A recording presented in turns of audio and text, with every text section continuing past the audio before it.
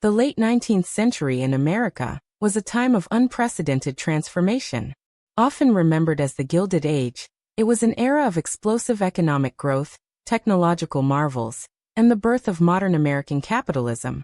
But as the phrase gilded suggests, this shiny exterior masked a deep rot underneath, a society increasingly divided between unimaginable wealth and desperate poverty.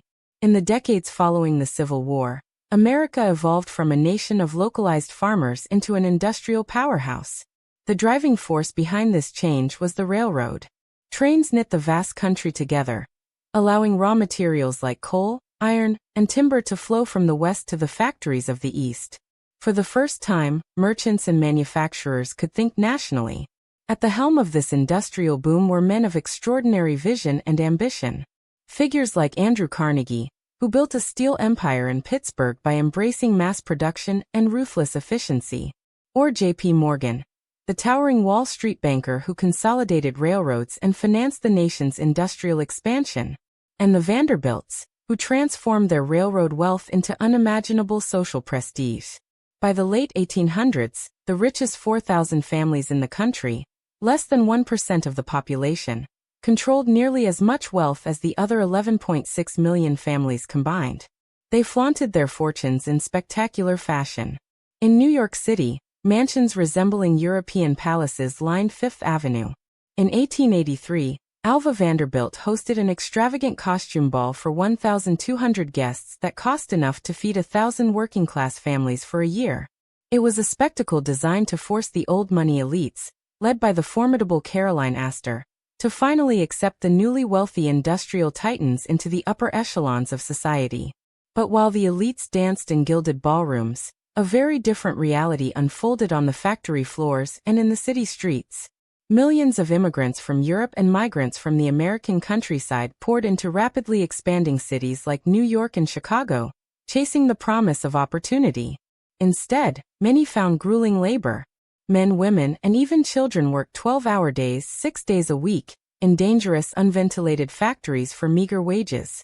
There was no workers' compensation, no safety net, and little hope of escape. The stark inequality did not go unnoticed. A growing number of Americans began to question whether the Republic was losing its soul.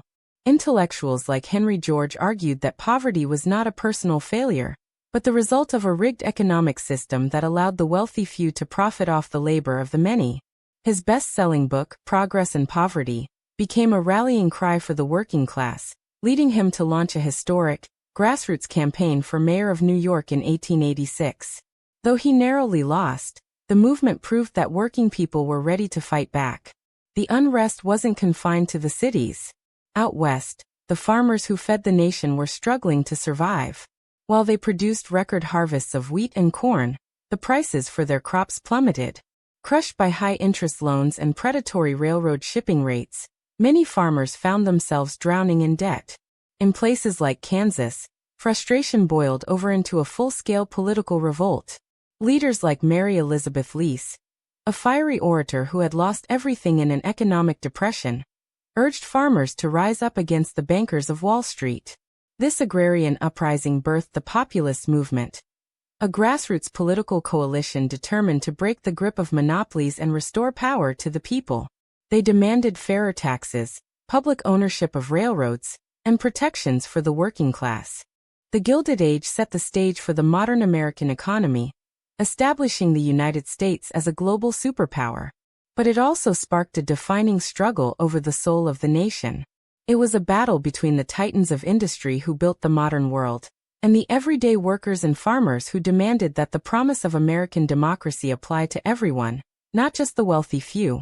The echoes of that struggle between progress and poverty, between the elite and the working class, still resonate in America today.